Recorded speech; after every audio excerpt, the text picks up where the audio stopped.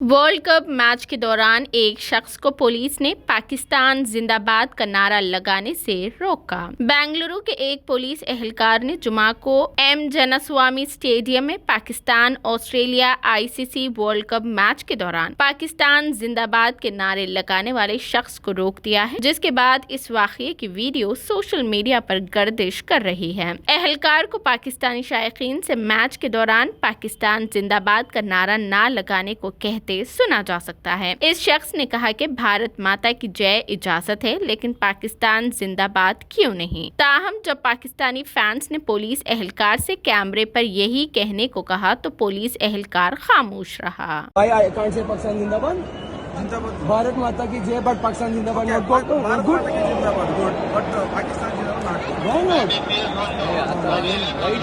Sir Ahmedabad में पाकिस्तान से आए हैं, पाकिस्तान जिंदाबाद नहीं बोलेंगे तो क्या बोलेंगे भाई।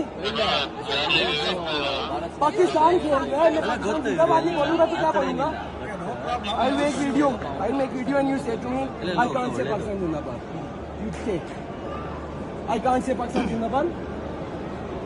I can't say Pakistan जिंदाबाद। Say yes or no. Sir, I can't say yes or no. Sit. No, say once again.